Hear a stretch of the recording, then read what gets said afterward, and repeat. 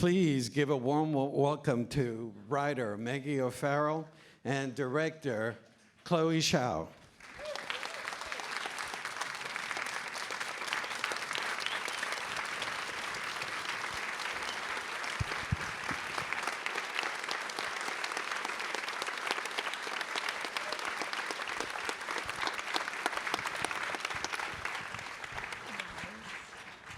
Welcome. What an honor to have you both here, ladies. I'll start with you, Chloé.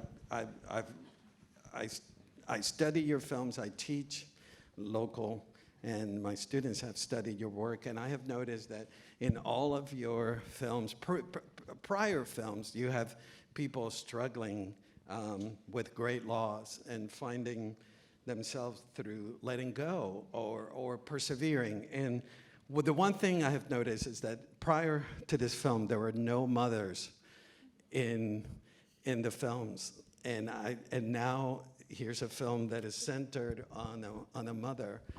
Can you tell us why? Oh boy, straight into the biggest trigger. No, yeah, yes. Well, the mother wound is. You know, that's in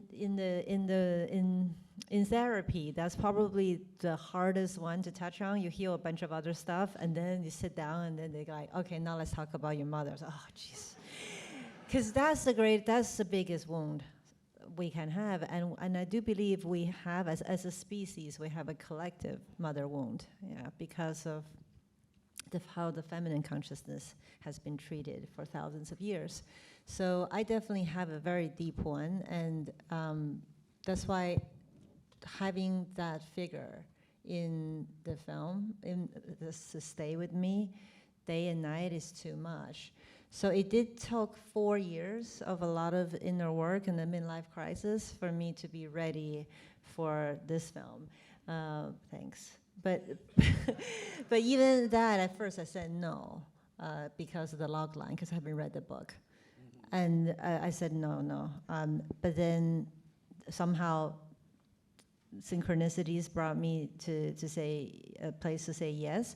But even that, coming into this film, and this film changed my life, but coming into it, I knew I can hide in Will's perspective. I know very well.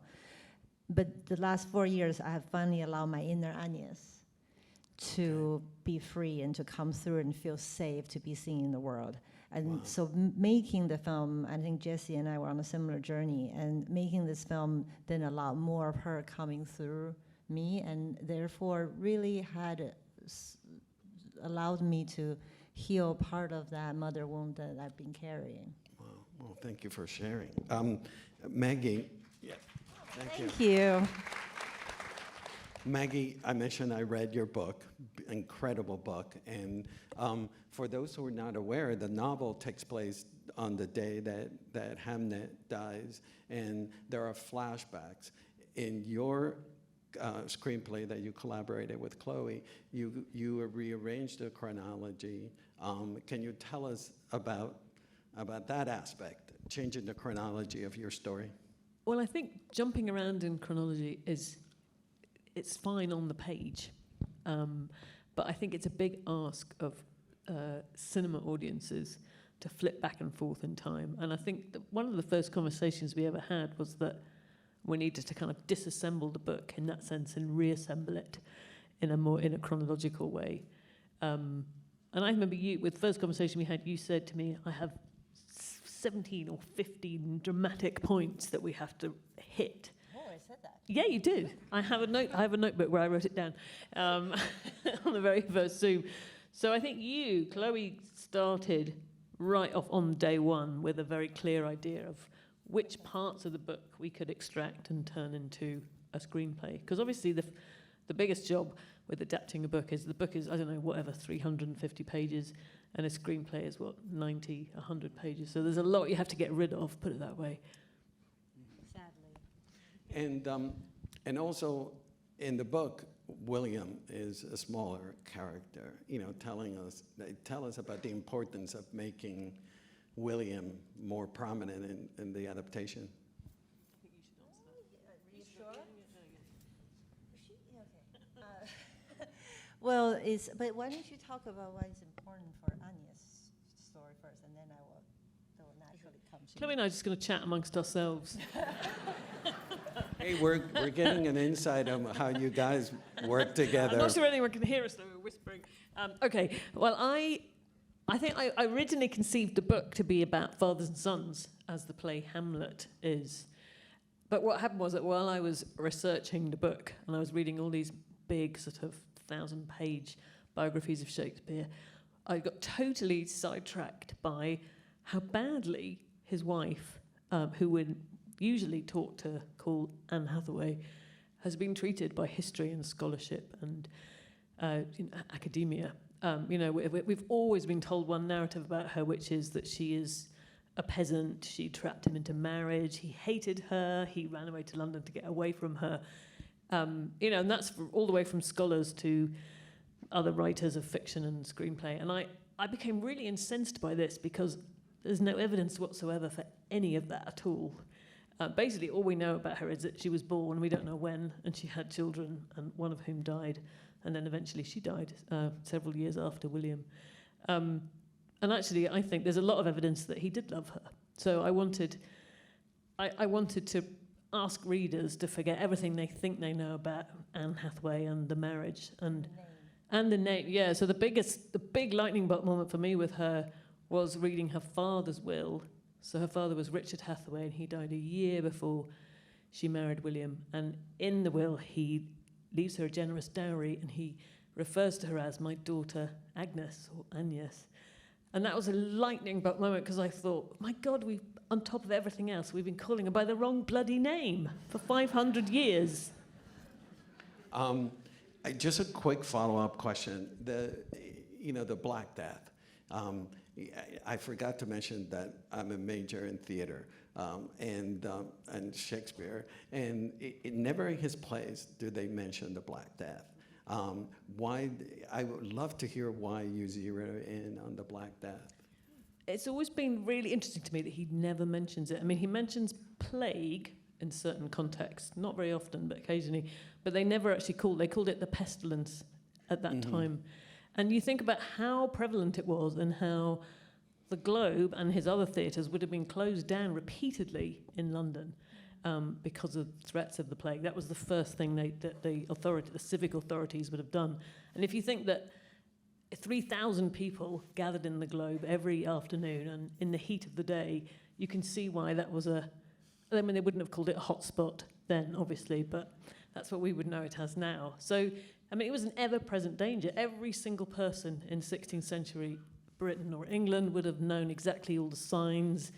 They would have been constantly on the lookout for it. So there is a big question mark. Why? Why didn't he bring it into his plays when it was so uppermost in everybody's mind? And Chloé, the visual language in this film, I was really taken with. We start seeing the point of view of Agnes. The camera moves in the spirit of Agnes, and then the point of view switches to William, and then in the third part, we're observing them. I thought it was just terrific work. Lucas, Zhao, and you tell us about that world. Well, Lucas, our film set is like a village. Me and Jesse assigned everyone like village roles. Because it really is, we're cooking in the grape truck, and Lucas is what we call him the village madman, and lovingly, and he loves that title. And because the way he works is it's both like a great marriage between chaos and order. So I sort of leave him to it. I know this doesn't answer your question very well, but. I think earlier on we knew there's a third person point of view because the zone of interest was the inspiration visually for the film. And Barry Lyndon, these are, and of course his other films. But these are very different visual references than the films I've made before because I had a different cinematographer. But in the past, I was interested in, the camera is always searching, moving, horizons to horizon, trying to capture everything I can find. Is like out there searching for treasures. But 4 years break, I'm in a very different place. I'm interested in stillness, and I'm interested in confining and containing an entire life onto one stage, into one frame. So there's nowhere else you can go but to descend to the underworld. And that's the journey. The vertical journey is what I'm more interested in now at this age. So that was the design. But of course, we always react to the moment. If the actors require handheld camera, then we get off, right? But the desire at the beginning was very like zone of interest style. And which leads me to the powerful scene of the confrontation between Agnes and Will. You mentioned still camera is the camera is fixed, and it's locking them in. I mean, can you tell? You know which scene I'm talking about. I know it's my favorite scene in the film. And I think I also added. In my opinion, that every time you cut, you release the tension. And you can build tension in a different way by showing something unexpected, right? And constructing a shift in perspective. But it does lose tension. And when there's a scene that you pretty much know what's going on, meaning like it's not like The Shining, you know? He's leaving her, she's upset, like that's it. How many cuts can you do to add more tension and polarity through cuts? To me, in this situation, it's better serving us to let the tension build by holding still. So then you really feel, when they explode, it comes at the camera because it's been charging in that space. Yeah. Thank you. Maggie, I noticed in the storytelling that there are all these Easter eggs about Hamlet. Like there's a sword, little Hamnet with the sword, and then later on we're going to see the big fight, the sword fight in the play. Can you tell us about tying, the play to your storytelling? Well, I've always been really fascinated by the link between the death of Shakespeare's son Hamnet and the play Hamlet, which I think is, I'm not alone in thinking that it's his best play. And I should also say, Chloé is the best leaver of voice notes that I've ever had in my whole life. And so while we were collaborating on the screenplay, Chloé was in California mostly, and I was in Scotland. So there was quite a big time difference. So I would often wake up and switch on my phone, and there'd just be this ding, ding, ding, ding, ding, ding, ding. And there'd be kind of sometimes, 12, maybe 13 voice notes from Chloé, which varied in length from maybe a minute to, and the longest ever was 58 minutes. I'm also one of the madmen in the village with Lucas. No. But one of them, I remember one of them was, and I kind of transcribed the points of them into my notebook for the screenplay. But one of them was, I remember you saying, we need a scene where Hamnet is talking to his mother, and he says, and she holds his hand and says, "I can see into your future." And what does he want to do? And you said, what would he want to do? And also because I have kids, I just said, well, he'd want to do sword fighting. Obviously, that's what he wants to do. And also the idea that you see Hamlet later on. So I suppose, for me, I've always wondered how much of Shakespeare the man, rather than how much of Shakespeare the literary icon, you can see in Hamlet particular. I think there's a lot of him in there. You can see flickers of him becoming briefly visible, particularly in that scene where the play within the play, and Hamlet talks to the players, and he says, you mustn't do this, don't chop your hand through the air, don't gesture too much. And whenever I read that, I always think, my God, there he is. That's William talking to his players. But I think there's more of him in there as well, but you can seek it out. Mm-hmm. And Zoe, I wonder if you addressed the circularity that I was speaking about, that things that are addressed at the beginning circle back later on in the story. For example, I was moved by, the burial of the hawk. Is it falcon or hawk? The burial of the falcon, and then she does this gesture, and then later on, when we're in limbo with the sun, we see, harking back, pun intended, to what we had seen previously, the circularity of your narrative. Can you speak about that? Yeah, I'm interested in the shape of a spiral than a line, and I think when I was taught in more of a linear way of telling stories, but that always felt a little bit too. I don't know. It's not natural to my body, to my instincts. So I like this feeling of like we'll just do this, and sometimes we'll end up in the same place. I'm like, wait, have you been here before? And then I like that. And by the way, it is a hawk, but this is in those of you who read the book, it's a peregrine. It's a kestrel. A kestrel. Oh. So, but it's called something peregrine. Well, the peregrine falcon bit is different, That's but not it. in the It's a book it's a kestrel. kestrel. So me and Jessie went to a Norfolk at a falconry place, and then I was like, yeah, can I have a kestrel, please? And they brought out this kestrel. I'm like, this is not Harry Potter. What is this thing? And it's the cutest little, and then there's Jessie there, standing there with this little cute toy. I was like, okay, what is that? They're like, that's a hawk. I was like, can I have one of those? and then I don't know if the producer or somebody said, well, hawks didn't exist in England at the time. I was like, I don't care. I'm not having that cute little thing. It's not, anyway. So I actually had to, I send you the picture. I was like, here is the what's it called? Kestrel. And here's a hawk. Is it okay if we use a hawk? You're like, yeah, it's fine. It's your film, Chloe. You know that people are going to write and say to you, I think you'll find that There will be like 3 people, the history of birds people are going to be like, that is not okay. And it's called poetic license. Well, people. neither is Paul Mescal's hairstyle. So I decide sexy is more important. So the question you have is, yes. So Jessie, that's how I talk as well. That's why there's 58 minutes of, but we won't be here all night, don't worry.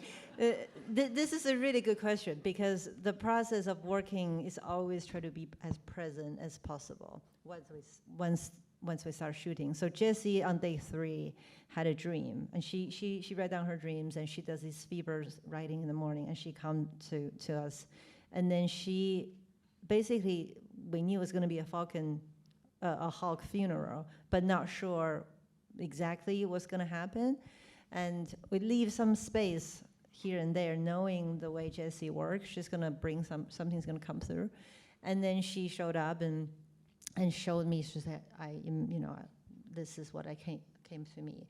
Is like I do this, and then I said, yeah, why don't you just improvise the scene? And then she improvised that scene, and then out of it, and then later on, it just came to us like, oh well, that's what. In the moment that boy is most scared in limbo, what would he do? When it's near death, or something to do with death, it would be the last time his mother gave him some instruction about how to deal with death. So then that came about, and it's one of those things that if you listen, it's half the time come to work with an idea, the other half listen to what these fragments wants to come through to you, and holding that tension is uncomfortable but very rewarding. Casting the actor that plays Hamlet happens to be the brother of the kid that plays Hamnet.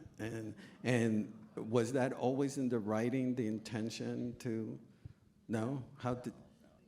But it's an amazing thing, especially when you start seeing the physical similarities. There's a temptation of like hiding the truth from press and audiences, so that it is my idea. Like I really am tempted to But it was your idea, ultimately. No, not really. Well, it was my decision in the end. I have to say yes to, but But then I think part of the, part of why that even Hamnet was never mentioned in Shakespeare's, biographies that Maggie talks about a lot. It's like we try to hide the creative process, that somehow like, okay, if this is this auteur or someone who's really good at something, and they must have just, be special or receive something.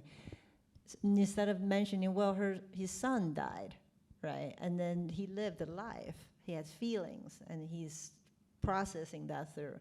And it's sort of the same. I think it's really important to be open about the process, because I had somebody else in mind. I never thought of Noah. Never crossed my mind, because I just never did, and even didn't think he would do something like this so little, so short in a film. But it didn't even cross my mind. We rehearsed, but then there was a last-minute scheduling issue, and it was just a few days, less than a week before, and suddenly we don't have a Hamlet. And my producing partner said, "What about Noah?" And I said, "Well, what about it? He's never going to do it." And then it just happened. He had like 7 days off in between two jobs. Wow. And he just flew in right after wrapping playing Jesus. Arrived to play Hamlet and never done Shakespeare before. I didn't know he could do it. His first scene was the rehearsal scene, and he didn't know his lines. Paul was shouting at him for real. And he had to learn everything like overnight. So it's just, it happens. Something's just life. Wow. It's a wonderful way for things to work out, and you should take credit for it. I love the production design. We see a lot of nature and the importance of nature with Agnes, and then it's contrasted with this Tudor rigid lines that are oppressing both Will and her. And then visually, later on, when we get to the Golden Globe, it's like we're inside of a tree, and the two worlds are blended. Can you tell us about your production design? Well, the book, describe a lot about these shapes. Do you want to talk a little bit about that? It's in your book. I can't talk about the production design. You have to talk about production design. Yeah, but you can talk about It'd be weird stuff. if I did it. Right, but you should talk about the A-frame and also like her, which the thing we couldn't include, I'm very sad, about her feeling I forgive not you. able to sleep. Thank you. Well, the houses and the design in the book is all based on the real houses. So if any of you ever get to England, please go to Stratford-upon-Avon, because you can literally buy a ticket and you can walk into the house where Shakespeare was born. You can stand in the room where he ate all his dinners, and it just seems so strange and unlikely that the house still exists. And again, you can see the Hathaway farm as well. It's definitely worth the entrance price, so please go if you ever get the chance. So I was in the book, I was quite determined to stay as loyal as I could to the houses, but I think in the film, Chloé made it to kind of throw it open a bit and to design it more deliberately and more artistically, I think, didn't you? To change it slightly. We had to, and there's like safety issues to shoot in a house that old. So we built it, but I think the feeling I got in the book is that there is nature and then there's civilization, and the way how the connection Agnes has with the natural world is so intense that the house can't keep nature out. And then the house, and she doesn't want to give birth in that house, and so we took a lot of those hints. Our production designer Fiona. It is about feeling that nature is coming into this house once this woman is being in there, and for the sort of the chaos of nature to be contained within a structure, which which when it's balanced is the best it can be. I don't want just chaos, you want order as well. So there's these containment that we're looking at, whether it's in an A-frame, an attic, or in the Globe Theater. Correct. Right, so these shapes and these silhouettes of shapes and how we frame it all became quite important. Mm-hmm. Yeah, it is about containing the chaotic nature of the human experience within these frames, these shapes. But I wasn't crazy to imagine that the globe was like the inside of a tree. Yeah, so what happened was I had a meltdown at the real globe when we look at it for It's the first big, time. the real globe. It's not just big, it's also you should visit, it's great. It's very busy. It's busy, but it's also new, right? It's because they burned down and then they redid it, and it looks very kind of colorful, Yeah, and stuff like that. ornate and big. Yeah, and then we also couldn't afford more than 300 extras, so if you really look carefully, there's a lot of repeating people, in the CGI because we couldn't afford. It's expensive to dress everybody, the costumes. Anyway, so period films are expensive to make. Yeah. And so then I was having a meltdown there. My entire team is there looking at me, like crying. Oh, I don't have a globe. And then Fiona took my hand, and our visual effects supervisor, they're amazing. And they sat down and they said, "What do you see when you're in the globe? Like, if you look up, what does it look like?" It's like inside of a tree. And they're like, "Okay, we got you. We got this." And so that's how it happened. Very good. Tell me about Max Richter. The score is phenomenal. And then also how you decided to do On the Nature of Daylight as the climax of the hand-reaching. Controversial soundtrack that I used. It is? Yeah.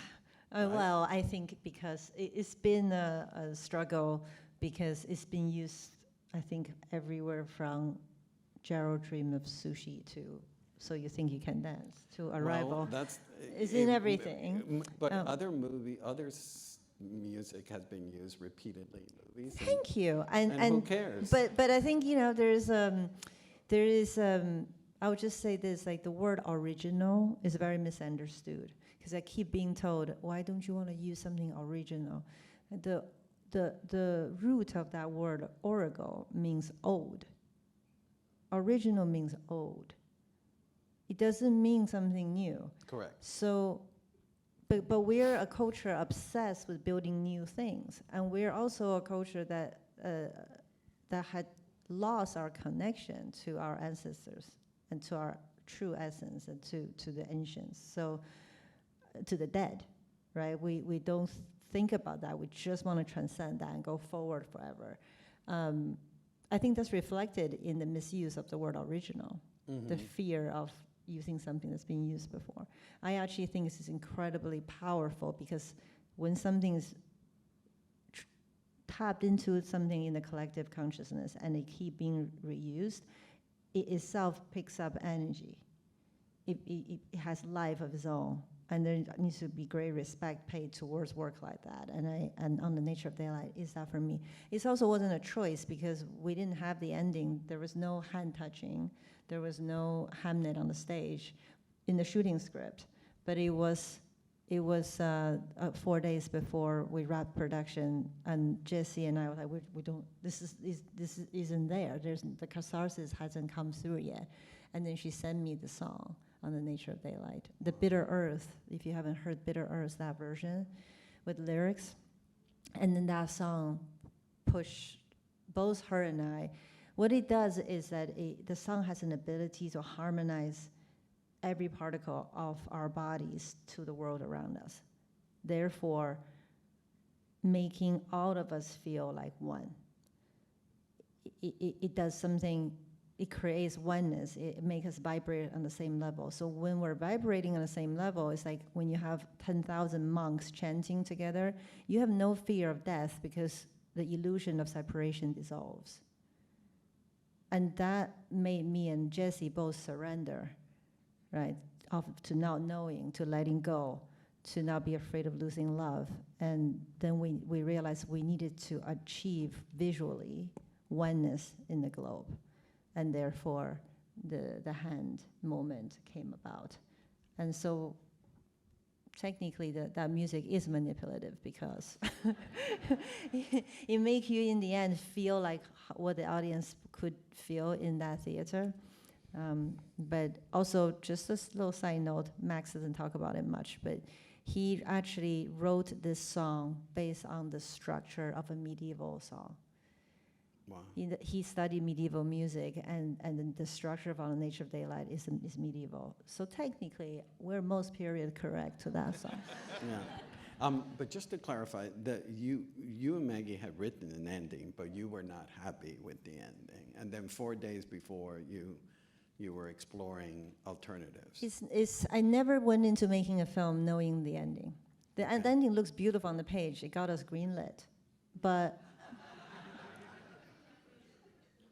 she dies on the stage. She stands there. She looks around. We know what we're trying to achieve. Again, when you end the book with "Remember me," I'm blank.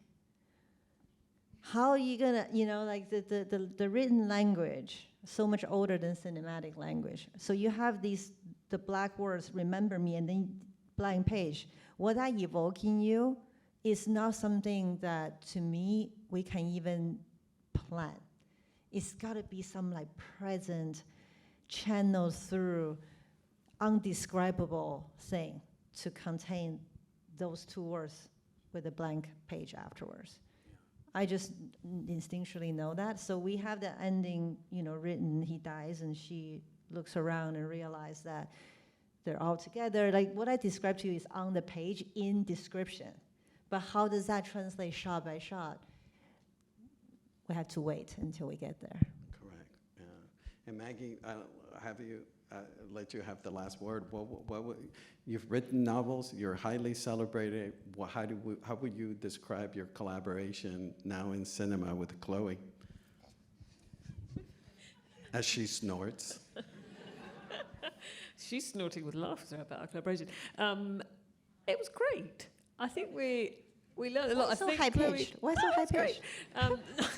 I think Chloé and I have very, very different skills, but very compatible skills. And I think if we go back to the voice notes, I think Chloé's somebody, I think you work things out by talking, by kind of extemporizing, whereas I'm completely the opposite. I have to have a pen and paper if I'm going to work out how I feel about something. So I think that's just one thing which I think we're different, but we bring different things to it. But no, it's great. I feel like I learnt so much, and I'm very glad I said, yeah. When we originally had our first conversation, I was going to say, no, I don't think I want to do this. Chloé's very persuasive, so I went into the Zoom conversation about to say, no, I'm sorry, it's, I'm moving on to other things.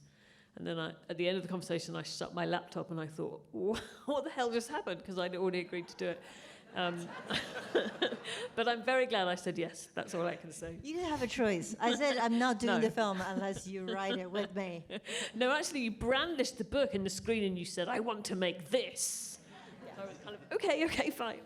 That's awesome. Well, lucky for us all, you worked together and you did this. Thank you both for being here.